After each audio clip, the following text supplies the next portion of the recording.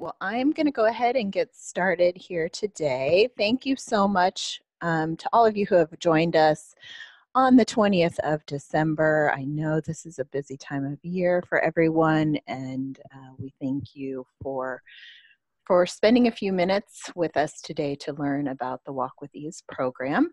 This is Serena Wiesner, and I am a project assistant with the OsteoArthritis Action Alliance.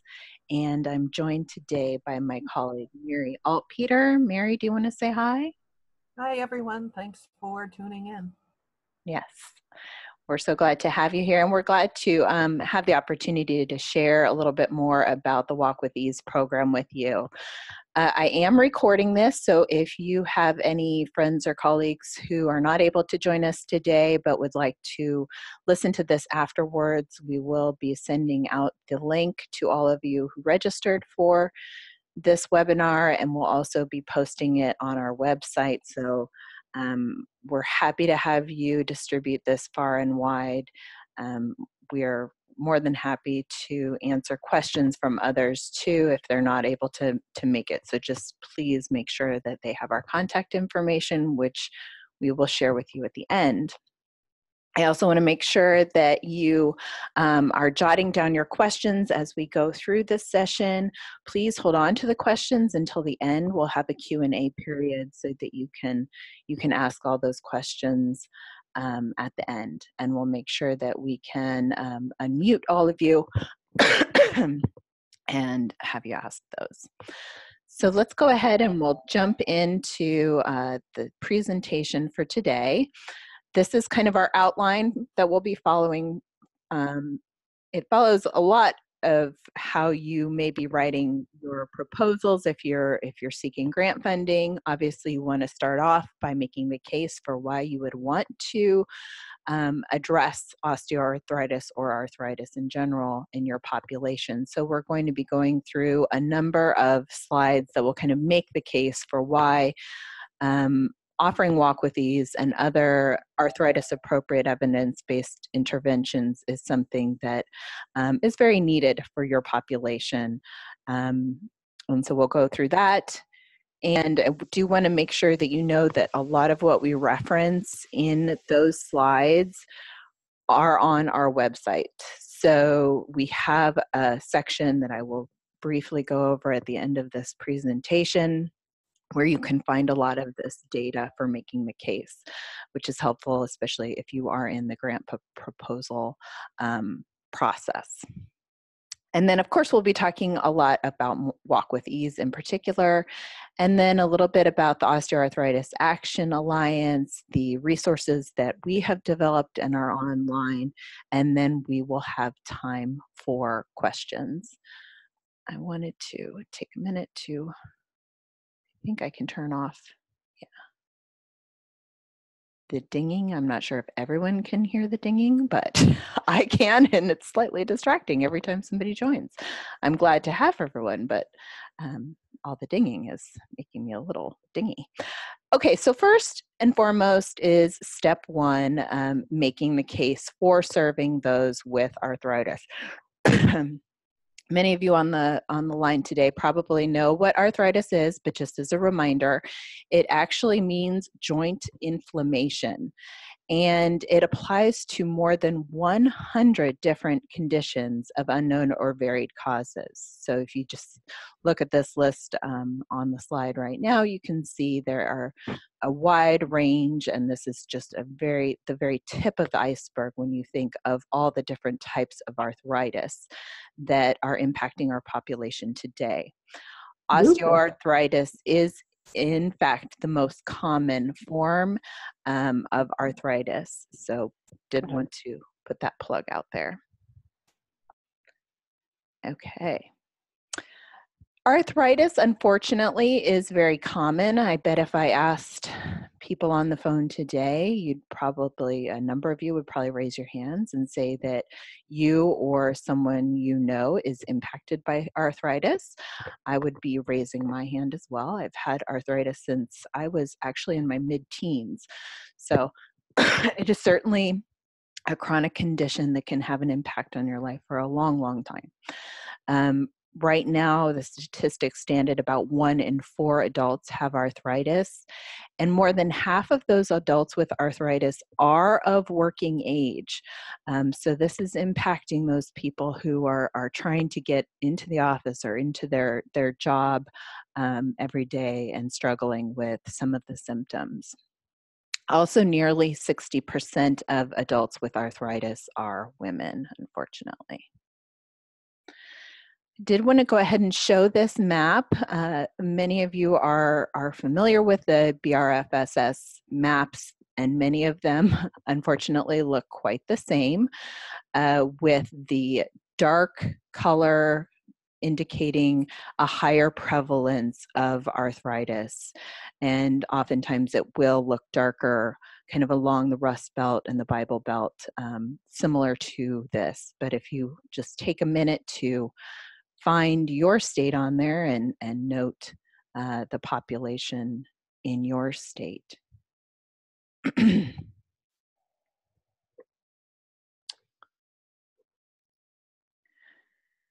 Arthritis is one of the 10 most common chronic conditions. This is a great little infographic from NCOA. I do like to show this one because it really does highlight that arthritis right there in the middle impacts 31% of those with chronic conditions, just under hypertension and high cholesterol. And unfortunately, as our population increases and grows older, the baby boomers are now getting to be the age where arthritis is a pretty significant impact on their lives. So we can expect the number of people with arthritis to only increase over the next several years and increase at a pretty quick rate. Unfortunately, arthritis is disabling. I've heard the quote, it's not going to kill you, but it can sure make your life hell. It's one of those chronic conditions that isn't necessarily sexy because it doesn't kill you, but it has a significant impact on your life.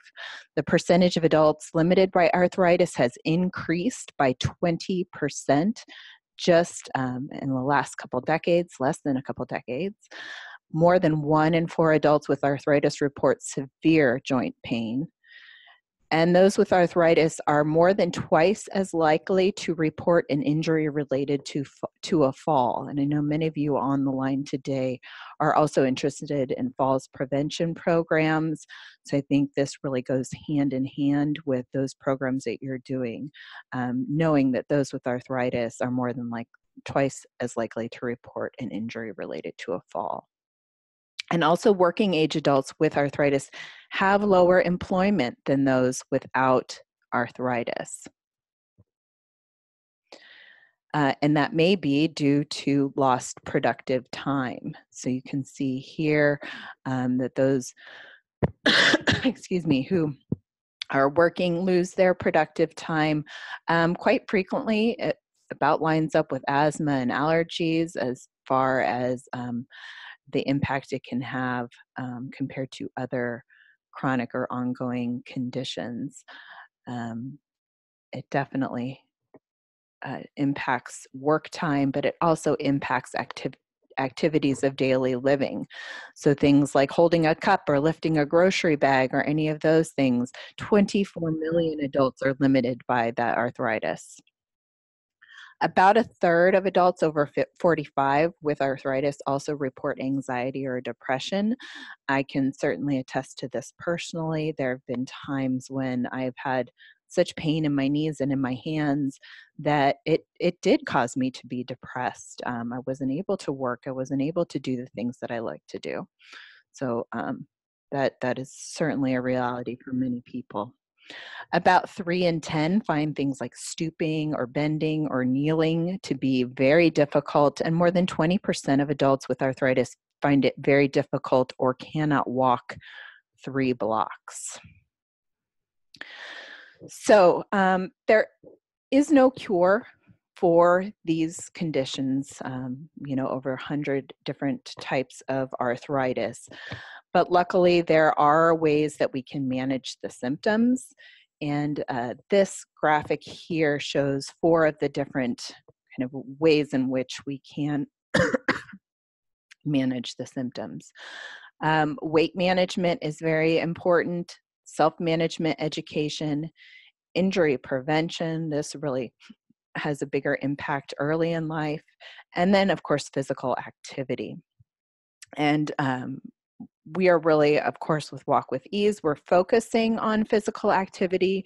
There are certainly components of self-management built into the program, and we'll talk a little bit about that today. I wanted to share a little bit about the CDC recommended programs. This is recommendations by the CDC Arthritis Program. They call these interventions arthritis appropriate evidence-based interventions, or AAEBIs. But I also want to note that all of these programs that are on these lists, both under physical activity and self-management education, are all on the ACL, Administration for Community Living, list of highest tier evidence-based programs.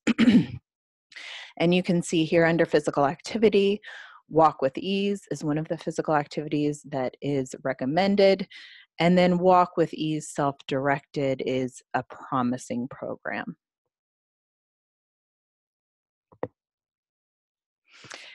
And actually, I'm going to go back just briefly because I think that I want to share one more piece with you all. Research really has shown that physical activity can decrease the pain and increase physical function by about 40% for those with arthritis. And it may also decrease healthcare costs. But unfortunately, only 1 in 3 adults with arthritis are actually taking part in one of these programs. So we really do need as many people out there where the rubber hits the road, getting these programs to the people that need them. Additionally, with the self-management education, we know that adults with arthritis can decrease their symptoms by participating in self-management education programs, but only about 1 in 10 have taken part in these programs. So again, very important to increase the reach of these programs and the availability of them. Let's go ahead and jump into the Arthritis Foundation's Walk with Ease program, and that is a distinction I want to make with you. I'm not going to say Arthritis Foundation's Walk with Ease program throughout this webinar, but it is a program that is administered by the Arthritis Foundation. The Walk with Ease program actually started as a book that was written by a physical therapist. And then several years ago, it was adapted into a community-based program by my wonderful colleagues at University of North Carolina, Chapel Hill at the Thurston Arthritis Research Center.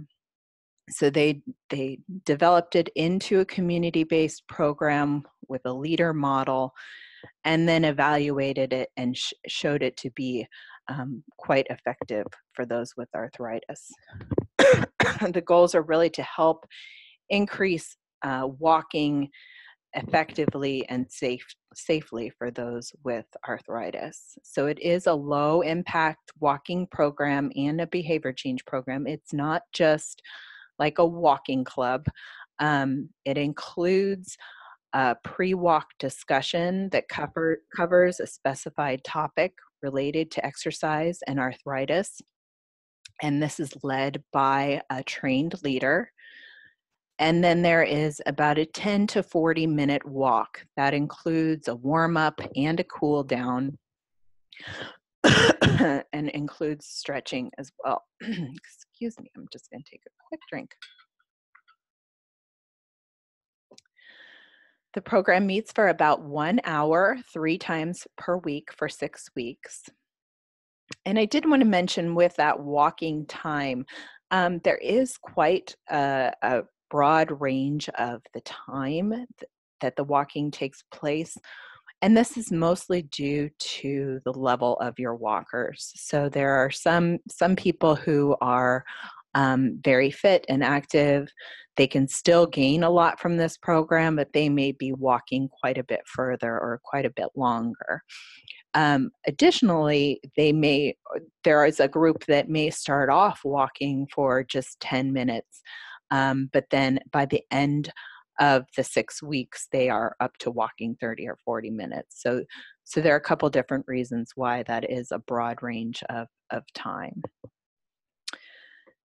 The Walk with Ease program is basically laid out in a workbook, and that acts as the guide throughout the 6 weeks. That's where all the information is included. There are different tools where you can set goals and track your time walking and how you're feeling and those types of things. So it is something that is very interactive, and we encourage people to actually go ahead and write in those workbooks. But if you're not able to provide a workbook for all of your participants, there's certainly the option to make copies. If you're going to lend out your books, make copies of those tools and hand them out to your participants. There are two different types or two different formats of Walk with Ease. The group or in the instructor-led version, which, as I mentioned, is a CDC recommended program, and then there's the self-directed version, which is a promising practice. The group or instructor-led version is led by a leader who can be a volunteer, they can be a staff member. The only requirement is that they are CPR certified. The training for the instructors takes place online, and that's offered through the Athletics and Fitness Association of America. So they have partnered with the Arthritis Foundation to administer the training for the leaders. And it takes about 4 hours to get through currently. I do want to mention that the training is undergoing some adaptations, modifications, updates. So that time may or may not change based on how the leader training is evolving over the next couple months. But once once a staff person or a volunteer gets trained and they complete the online knowledge checks, they can send their completion certificate to the Arthritis Foundation, and the Arthritis Foundation will send them kind of the official leader certificate. The guidance is that they should then lead a workshop at least once per year to maintain that certification level. I do want to mention this is not a train the trainer model. So it's not, you cannot have like a master trainer who then trains other leaders. This is each individual logs on to the online training, and each individual takes part in that on their own. So I mentioned that my colleagues at UNC were the ones to adapt the book into a community-based program, and then they evaluated the program. So they found that Walk with Ease reduced the pain and discomfort of arthritis, increased balance, strength, and walking pace among participants, built confidence in the ability for them to be physically active, and improved participants' overall health. So in order to support the Walk with Ease program, the Arthritis Foundation has a web page dedicated to Walk with Ease and a number of tools to support Walk with Ease. I would say a number of these tools are specific to individuals who are wanting to do this, so it may be more appropriate for those who are doing the self-directed version, but there's also a number of marketing tools and other resources online. If you go to this website, this is where you can find out a little bit more and also get to the link for ordering the workbooks. These are some of the examples of the printable tools that are available online. So as I mentioned, if you are not going to be providing a workbook to all of your participants, they can still do all of this online if you're not going to also provide them with copies of the tools. That these are available online. And there is a Walk with Ease app. Again, I think that this is probably best used with the self-directed, but they could certainly, if your group instructor-led participants want to use it, I think that's helpful as well, because this does have the contract in it, your goal setting and assessing where you are in the progress. If you're interested in finding a Walk with Ease program in your community right now, there is the Arthritis Foundation Resource Finder. So you can go ahead and check that out and put in your zip code and see if there are any near you.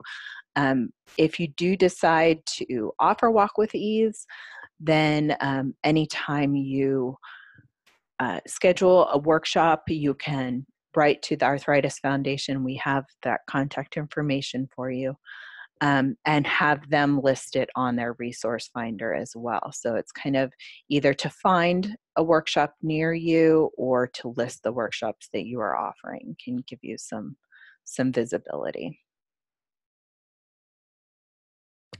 So I wanted to briefly go over some frequently asked questions that Mary and I receive as we've been working on implementing and expanding the reach of Walk with Ease. First and foremost, who's the audience? I was kind of intentionally vague when I was going over the description of the program because it really is pretty broad. It's people with or without arthritis. Certainly people without arthritis can benefit from participating in the program. People of all levels, but the one caveat is certainly that they should be able to be on their feet for 10 minutes without increased pain. So that is kind of the one guiding factor. What are the minimum and maximum number of participants? Again, this is a little bit flexible. I would say, 4 to 5 is the minimum, because there is that portion of, kind of a lecturette and interaction before the actual walking. And if you get much lower than 4 to 5 people, it's not quite as rich of a discussion as you could have with more. And then we usually say 12 to 15 maximum. You can have more than that, but you would definitely need an additional leader to help support that number of walkers safely.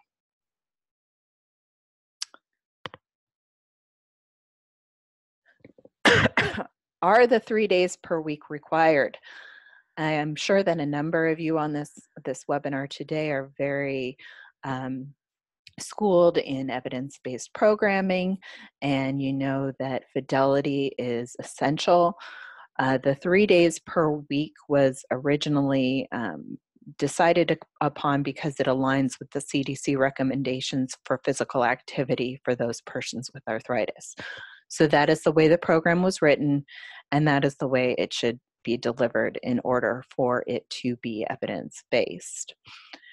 And we do have what we've been talking with some of our grantees about is a hybrid option, where people might get together to walk once per week together, but then they do the workbook activities and the reading on their own at home.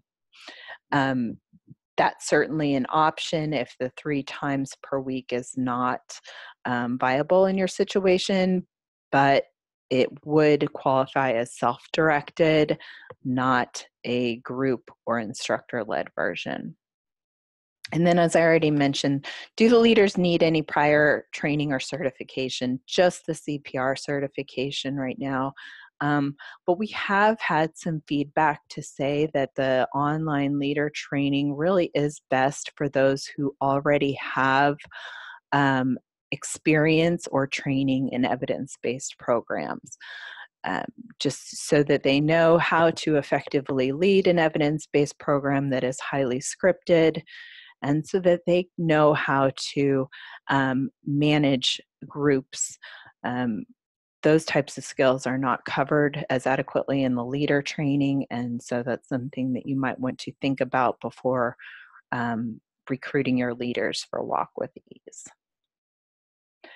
Did want to share a few testimonials with you. I'll talk a little bit about our grantees in a minute, but these are testimonials that we've received from our grantees, and we continue to get more and more every month. This is just a very small sample.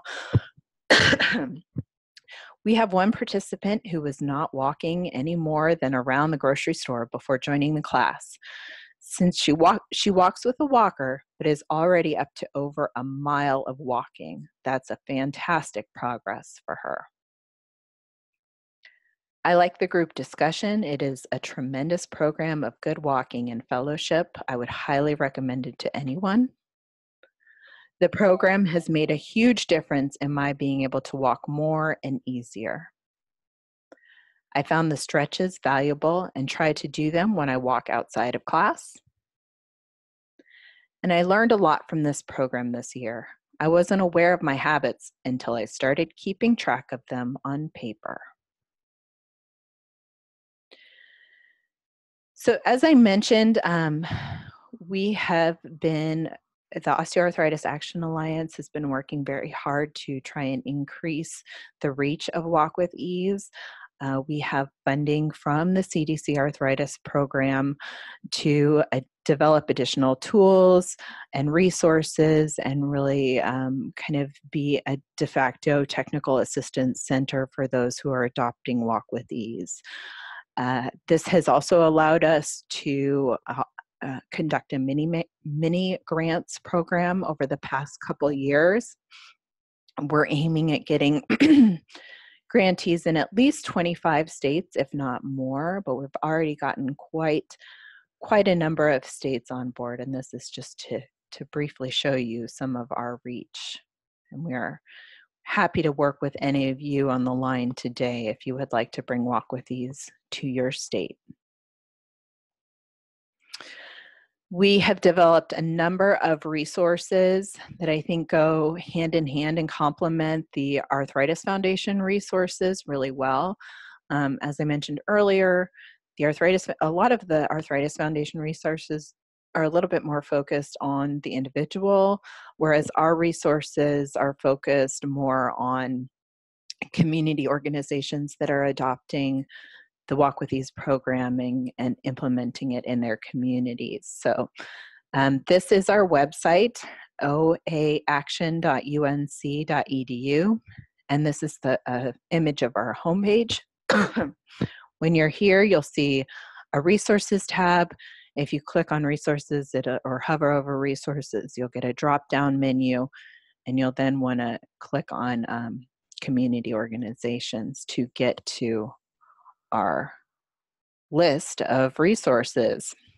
And this is a number of slides. I don't obviously expect you to be able to read all of these, but we have organized the resources into several different sections. So as I mentioned earlier, much of what I went over when I was at the beginning of this webinar, when I was making the case for arthritis, can be found under the Making the Case for Arthritis program section.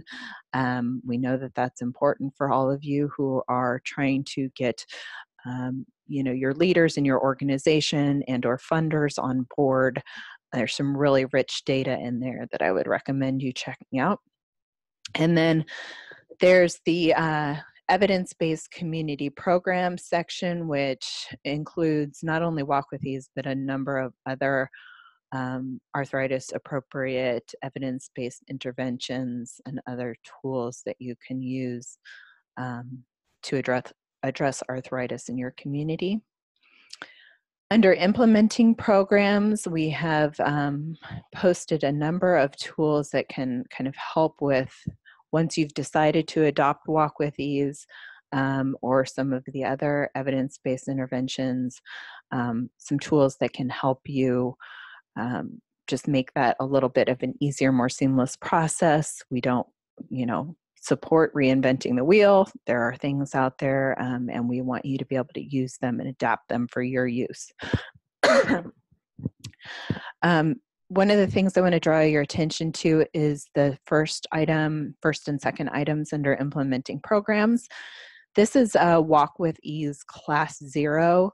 If you're not familiar with that term, essentially what that means is that it's an introduction to Walk with Ease. Gives a very high-level overview of what Walk with Ease is.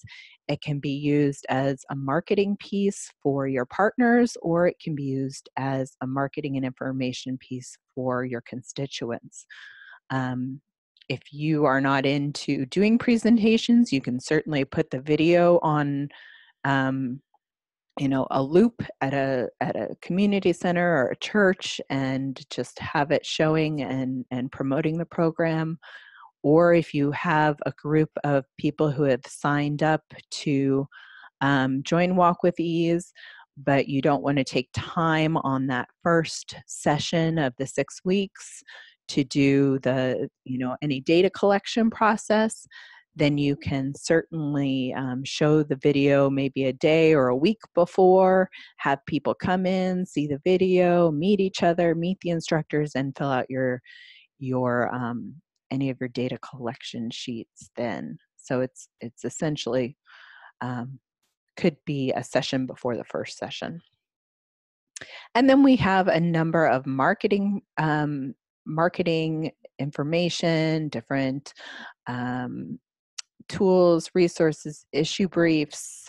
Some of these can be adapted for your use. Some of them can be used just as they are. We have some examples from some of our grantees, things like prescription pads and marketing templates. So those are all there for your viewing and your use. And then, of course, there's the evaluation tools. They're the ones that we use, which are different than the ones that are in the leader training. But we're happy to talk with you offline about that. And then, of course, there are some other strategies that you may want to use if offering an evidence-based intervention is not in the cards for your organization. So when Mary and I were first talking about putting on this webinar, we really were inspired to do so by the latest request for proposals from ACL. Which is the 2019 Empowering Older Adults and Adults with Disabilities Through Chronic Disease Self-Management Education. So for those of you who are on the line and are planning to apply for that funding source, Walk with Ease is one of the support programs that you can include in your proposal. And one of the things that we have had many conversations with our grantees about, and we have learned is really quite successful, is this idea of bundling or providing kind of a road or a supportive pathway for people to enter evidence-based programs, maybe through a program like the Chronic Disease Self-Management Program, and then have a place to go after they complete each of those programs. So as a former CDSMP master trainer, I know that one of the things that I used to hear in my workshops all the time when people were setting their action plans each week was walking. Walking was one of the number one action plans I heard in the 10 years that I offered the program. And so it really does make sense as a follow-on to that program to offer Walk with Ease as maybe kind of a follow-up for CDSMP.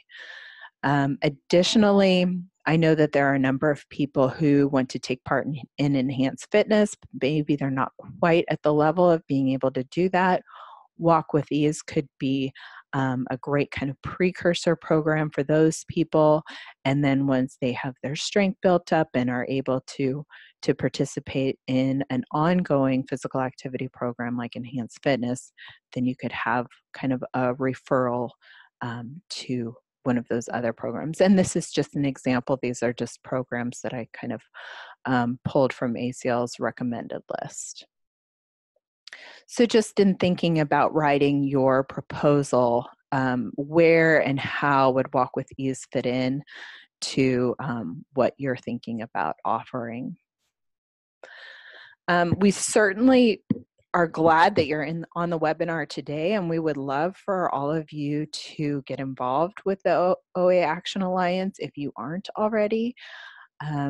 It's a really great group of professionals that are very, very broad in their interests and their backgrounds.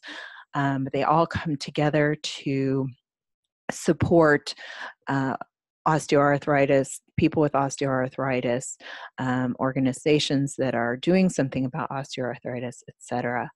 There's 5 different work groups, so if you kind of see one of those that catches your eye, you're more than welcome to join one of the work groups. They're really kind of supportive groups of people who are just trying to get together and take action.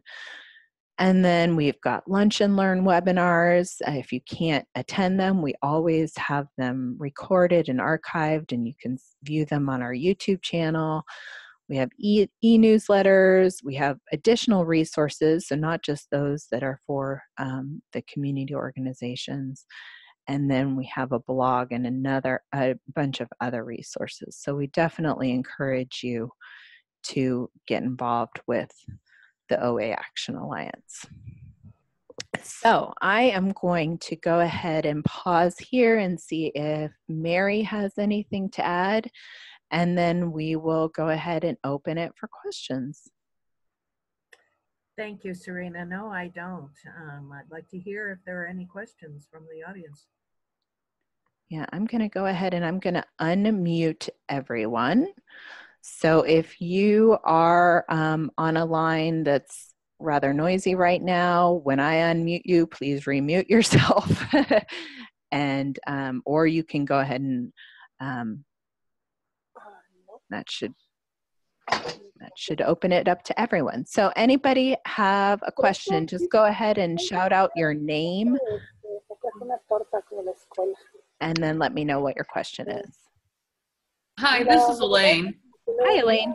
I had one question about a slide you had earlier where injury prevention was part of the 4 parts. Can you expand on that a little bit? Yeah, so we have found, and I'm going to go ahead and mute everyone again, just because there's a lot of background noise. So the OsteoArthritis Action Alliance obviously addresses a very, very wide population. And one of the populations is, of course, youth and athletics. And so injury prevention really plays a huge part in kind of that population, high school athletics, college athletics, because those who suffer an injury as a young adult or a teen have, I think it's, and this is not my cup of tea, so I don't know exactly, but I think it's a 50% or double the increase of having osteoarthritis as an adult. Okay, I've gone ahead and unmuted everyone again. So, Elaine, did that get to you? Did that answer? Yeah. I didn't know if it was anything beyond that, because I can speak as a sufferer of osteoarthritis myself. It wasn't necessarily sports, but it was line of work. Absolutely. Line of work, car accidents, those types of things, definitely. Okay, but it's not anything in the really relating to the later part of life then? It could be. It certainly could be. Yes, okay. Absolutely. Hi, this is Alice. I had two questions, please. Hi, Alice. Sure, go ahead. Hi. Will the slides be available after the webinar is over?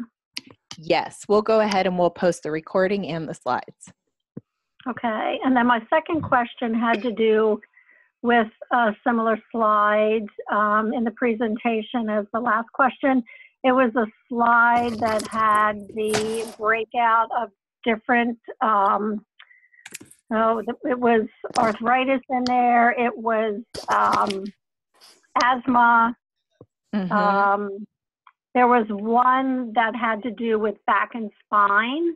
That was close to it in the statistics. Right here, the lost productive time. So what is neck, back, spine? That's unrelated to asthma. Is that, unrelated to arthritis. Is that correct? Yes, exactly. So any other injury that's not, it could be an injury, it could be some sort of degenerative disease, something that's not related to arthritis. Okay. Okay, thank you. Thank you.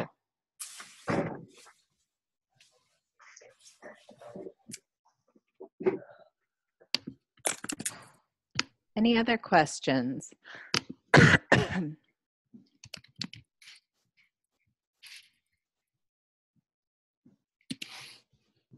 Hi, can you hear me? Yes. Oh, hi, this is Karen. I have a question. To get this started in your community, does anybody do anything like getting buy-in from like local parks and rec departments? Has that helped or worked? Great question. Yes, our colleagues at, and I'm blanking, NRPA, National Rec and Park Association, are doing, they as well are doing a mini grants program. They offer funding to support the training of leaders. And I think that they are having quite a success with being able to, they have information on their website, on NRPA website. Okay, thank you. Yeah, it's proven to be a good program for them, I think. Another question too, is there anything, are the programs primarily outside or inside, or does if you start the program, do both options have to be available? Outside or inside, as in where to walk? The walking. Yeah. It doesn't have to be available. I mean, we've certainly heard that, dealing with weather and those types of issues can be a significant challenge, especially in people, in places in the far south and the far north where you've got pretty big extremes. It's kind of one of those trying to plan as best you can. If you think that you might have inclement weather, having an alternative is great. We've heard of people walking in malls, and walking in Walmart, walking in churches and schools. So I think it's always good to have a backup. Mary, did you have anything else you wanted to add on that? No, actually, I think you covered it. It's all dependent on the organization and the climate, and also the available facilities. Yep. Okay, thank you very much. Yeah. We know that is a struggle for some places, for sure. As I look outside my window at the pouring rain, and I think, wow, I'm glad I'm not hosting Walk with Ease right now. Yes. Definitely. And I see there were a couple questions that came in. Let's see. Okay, Alice, we got to you. Sonia. Okay, cost of implementing. Great question. We like to say that Walk with Ease is a really reasonable and affordable way to offer an evidence-based physical activity program. The leader training, last I checked, was $89. Is that right, Mary? Yes, it was. Yeah, $89. I don't know if that will change in the coming year, but $89 per person to be trained. And then the materials are given to the leaders in PDF form. So, there could be associated costs with printing that if you needed to do that. The workbooks, we would encourage you to work through us. We have a discount code so that, if you go on the Arthritis Foundation, I think it's like $15, $10 per workbook, but we do have a significant discount. I think we can get them for $5 each. So, if you had 10 people in a workshop, you have $50 for the actual workbooks. Is pretty reasonable. We've had some people who have offered things like, pedometers or water bottles as kind of incentives, but that's certainly not necessary. So it really, for under $500, you can get started pretty well.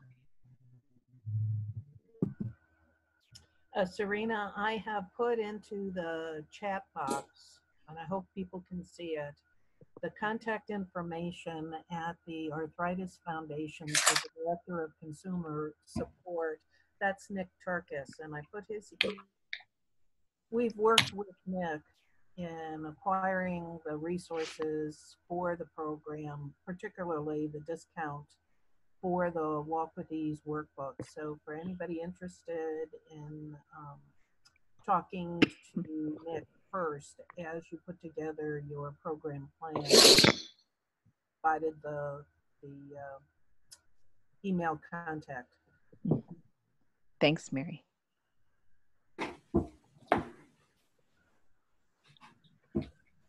Other questions? We've still got everyone unmuted. So my name is Trace from Oregon. Hi, Trace. And hi. Question for you. So the mini grants, I know OSU here has a program with the Walk with Ease. Yes. With the mini grants, can you explain that a little bit? If I were to try and implement this at one of the senior centers here locally, would that apply? Would one of those mini grants apply or not? Right. Good question.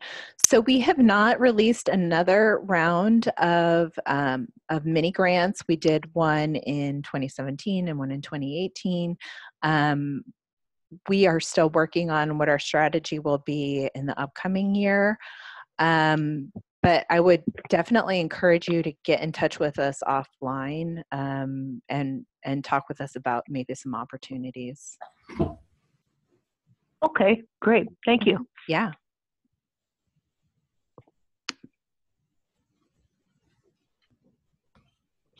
Anyone else? Hi, this is Karen again from Ohio. Do you have any, do you have any advice on, probably the best way to start these? Do you start small, like maybe just try one local group and then try to, grow from there? I mean, how's it worked for you?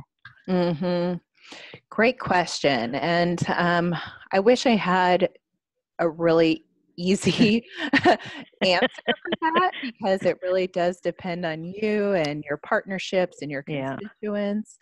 I think certainly with any new program, I think that, it's always smart to kind of start a little, start slow and then build from there. But I think who you partner with and your strategy for reaching your constituents is going to really define your success. We've had some people who, started 4 workshops all at the same time and had, 4 filled up. And then we've had people who have had, 2 workshops start and then, due to weather or illness or leader attrition or whatever, have kind of had to cut back. So, we're happy to, if you want to contact us offline and brainstorm some ideas, we're happy to do that. I think, with the affordability of the program, even I said under 500 before, but I think if you wanted to give it a try and get, a couple $100, you could offer it and see how it goes. But yeah. In your experience, have the people, the attendees, the participants in the Walk with Ease, have they generally stuck it out for the whole 6 weeks?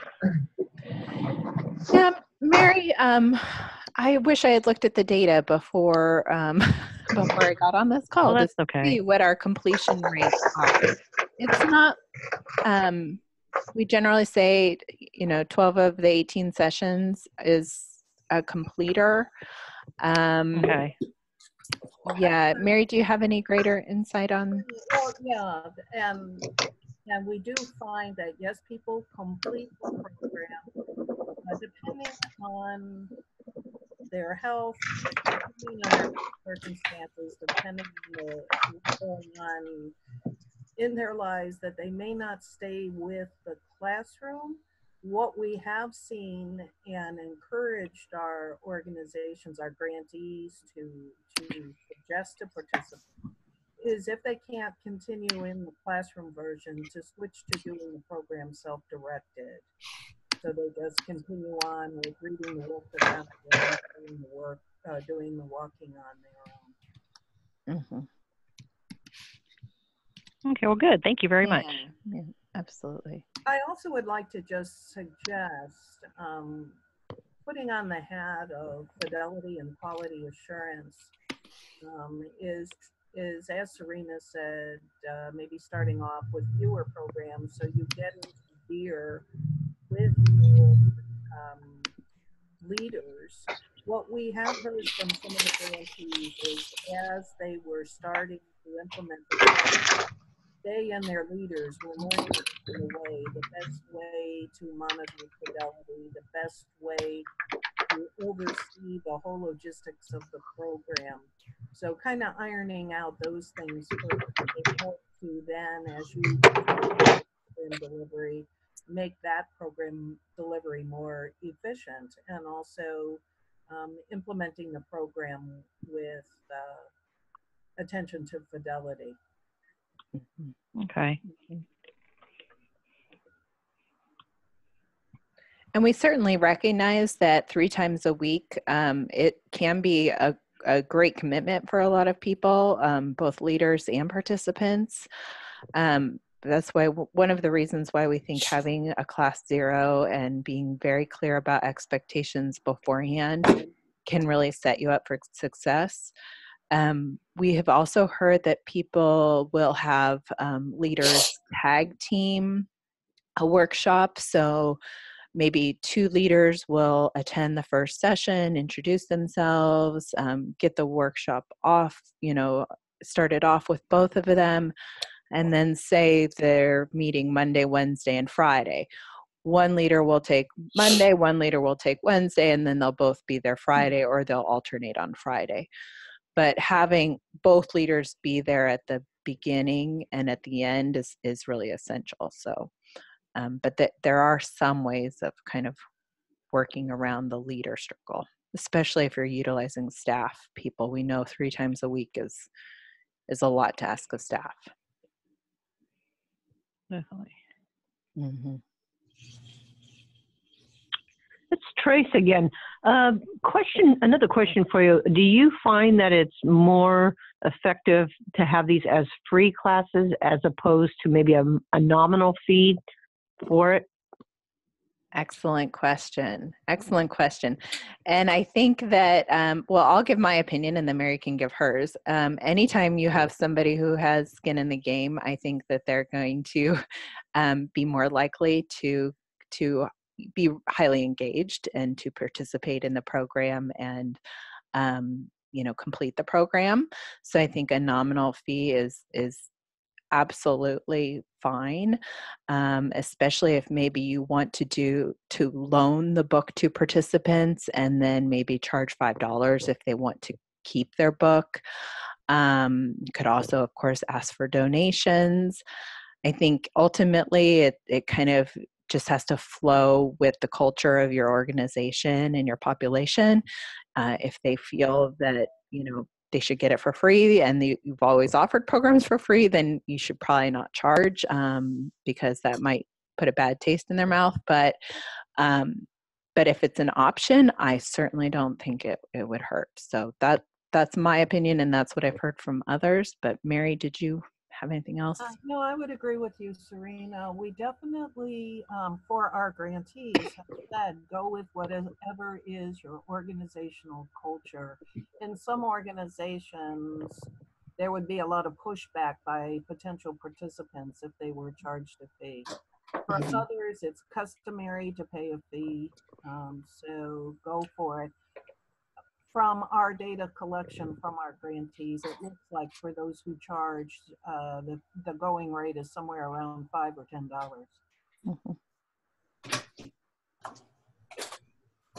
This is Jessica from Kansas. I had a question.